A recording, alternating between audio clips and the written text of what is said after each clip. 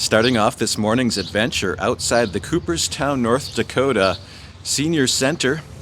And the reason that we're here in Cooperstown today is because this little town was at one time directly in the sights of the Soviet nuclear missile forces during the Cold War years, especially the 60s, 70s, and 80s. This place right here, this would have been ground zero and one of the first places to be struck had a nuclear war erupted between the two superpowers. And it wasn't Cooperstown itself that the Soviet Union and its military were so interested in. It was the American nuclear missile bases that were scattered throughout this part of the United States, and some of those bases scattered right around this little town of Cooperstown. So let's get you a look at what this little place looks like today. Maybe we'll walk across to the library. And there would have been essentially two main barrages in a nuclear war. The first barrage would have struck places such as this place right here, and everything in this little town would have essentially been toast, because in that first barrage the two sides would have been targeting each other's nuclear weapons. So the missile silos and their control facilities just outside of town, which we will be visiting, would have been targeted, and places like Gil's Barber Shop would have immediately ceased to exist. So if you thought Cooperstown was breezy, we've arrived at the LF out here on the North Dakota prairies, where we have gale-force winds today.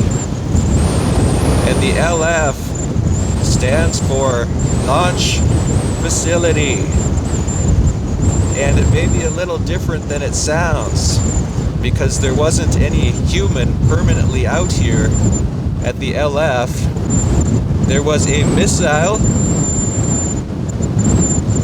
and at times you would have security people stopping by, you would have maintenance people stopping by, but mainly what you had out here was a nuclear missile that went in 1965 as a Minuteman II missile and was later changed out for a Minuteman III. So let's get a look around the LF. You can see the original 8-foot high fence that surrounds the facility.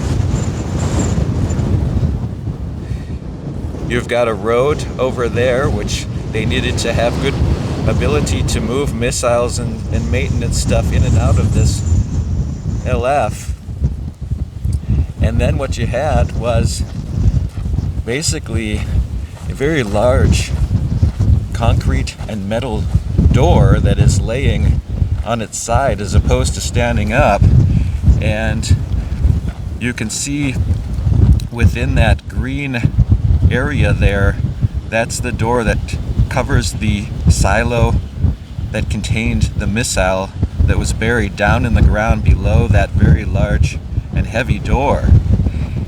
And it would move it instantaneously off to the side along these rails that you see. And then with the door removed, the missile would launch out of there immediately off to a target most likely somewhere in the Soviet Union. So there were 10 of these LFs per LCC, and that's the place we're going to go visit next, the permanently planned Launch Control Center. That is the LCC, or the Launch Control Center. And you can see, of course, it's got a big fence around it, a big gate around it, and they wouldn't have let anybody through here without the proper codes. So they always used codes, and apparently probably one-time codes that you would get through the gate. You would get through various doors in the facility itself until eventually you got to the most sensitive area of all, which I'll show you a bit later in pictures. And that most sensitive area underground below this building was the area where the two missileers actually sat in their chairs 24 hours a day. So now we're going below ground to the area that would theoretically be survivable outside of a direct hit. So everything above ground would be toast, but below ground there was some possibility for continued operation. And we're starting off on one end of what you can imagine to be something like a barbell that you would find at the gym, where you have a very narrow hallway which connects two larger spaces on either end. And the first space is for the mechanicals that would support the underground operations. You can see there is a huge, very thick door to enter into the mechanical area, and that door was manual. So basically you had to pump on this handle something like 120 times and just hope that it didn't get stuck. And you can see on the right side there is a box, and that is the if the door gets stuck box. There are tools inside which you could hope to somehow open that big door. So once you go inside the big door, you see all the mechanical stuff, and one very interesting item here, you can see in the center of the picture, kind of a tall, skinny object, and that is a very large shock absorber. So both ends of the barbell were essentially built with the floor hanging from the ceiling. And it's hanging from the ceiling by four big shock absorbers. The idea being that with the very strong explosions that would be going on above ground, somehow this underground area could remain operational and absorb some of those shocks. Now we are going to the other end of the barbell, and again you would have to go through a very large door to get into this area where the two missileers would monitor and, in the worst case scenario, launch their missiles. So you can see there was a place here for them to rest and even sleep. They would be down here, two people would be down here locked in for 24 hours. So during that 24-hour shift, one of them could rest or sleep in the little bed there, and of course the other one would have to be actively sitting at their chair. And you can see one of the chairs and one of the desks here in the next photo, where the chair itself is built on rails. So they could kind of move their chair up and down a whole line of old electronics, and where there's all kinds of buttons and printers and speakers and everything else, but still staying in their chairs. And the chairs actually have something like a race car seat belt on them. So they weren't required to have the seat belt on at all times, but during heightened tensions, they would have those seat belts on and be strapped into their chairs once again to try to add some survivability given all of the very major explosions that would be happening up above. So when it comes to the panel itself and how these missiles would actually be launched, I'll try to boil it down a little bit on how that would actually work.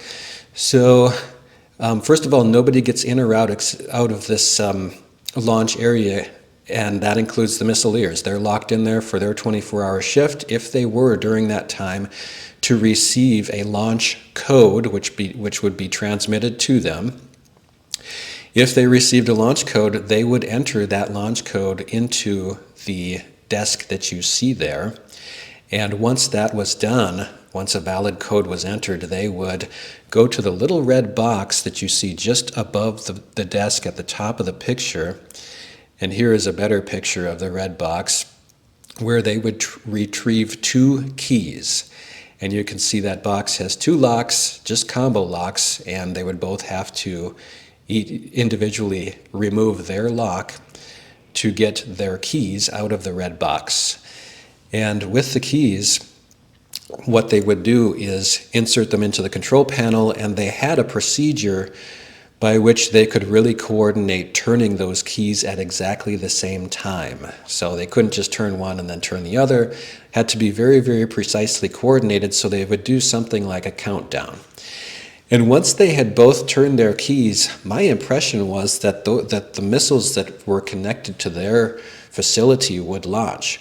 What I learned during the tour, among many things, was that there was an additional very large safeguard in place, which was that if only this crew turned their keys, even if they had a valid launch code, nothing would happen.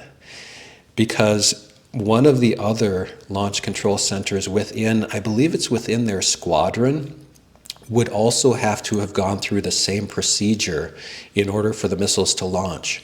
So this was a case where you weren't just launching one missile, you weren't just launching 3 missiles. Essentially, if you guys turned your keys, and if one of the other launch control centers within your, I believe it's within your squadron, also turned their keys, all the missiles would fly within that geographical unit. So that was something very interesting to find out they had that kind of safeguard in place, and it also is almost like a psychological kind of relief for the missileers, because they never knew if they were the ones who did it. Because if 2 crews ahead of them had already turned their keys and they were number 3 to turn their keys, didn't matter. The missiles were already gone by that point after 2 launch control centers had turned their keys within their sort of geographic area. And none of this, these missiles, once they're gone, they're gone. They could not be retargeted to go into the ocean.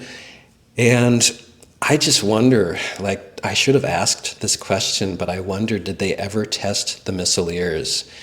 Did they ever send them a code and see what happened? They would enter the code, they would get the keys, would they turn the keys?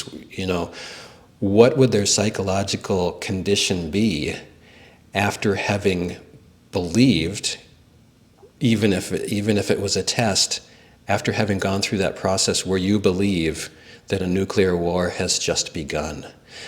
I don't know if they ever did that. I don't know if they ever took it that far to really see what, would these people do this. In any case, there was an escape hatch that the 2 missileers theoretically could use, because the elevator that would take them down into this sort of barbell type structure, that elevator would have been destroyed during a nuclear exchange. And so the missileers would try to stay underground for a certain period of time, but at some point they would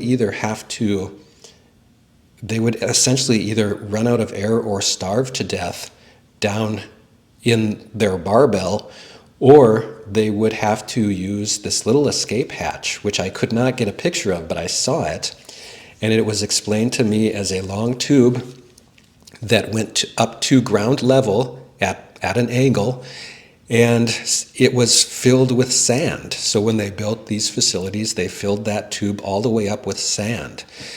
And I guess the idea, although there didn't seem to be much confidence in this escape hatch actually working, but as I understood it, the idea would be they would open the hatch, all of the sand would fall into their area, and then they would be able to crawl out through the tube, assuming after all those years the sand hasn't solidified and gotten stuck, and if it does get stuck, what do you do?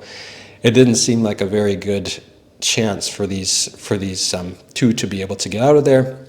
And when you think about it, once the missiles are gone, their job essentially has finished. As far as the military is concerned, there's not much more use for these 2 people who are trapped underground.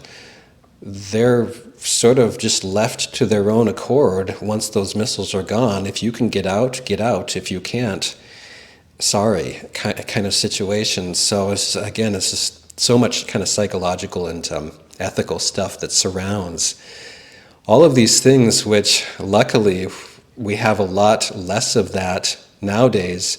This facility was decommissioned in the early 1990s as a result of all of the nuclear reduction treaties that took place in the late 80s and the early 1990s. And to give you an idea of the reductions, in 1970 there were approximately 1,000 Minuteman missiles in the Midwest, buried in the ground in the Midwest in their silos. And today there are about 400 still in operation. So we've gone from 1,000 in 1970 to 400 today, not including, of course, the submarine Trident missiles, which are out in the oceans of the world as well. So that is it for the underground pictures, the Launch Control Center. I want to thank you for joining and for watching the video. I want to invite you to subscribe, and we'll see you on our next adventure. So until then, goodbye.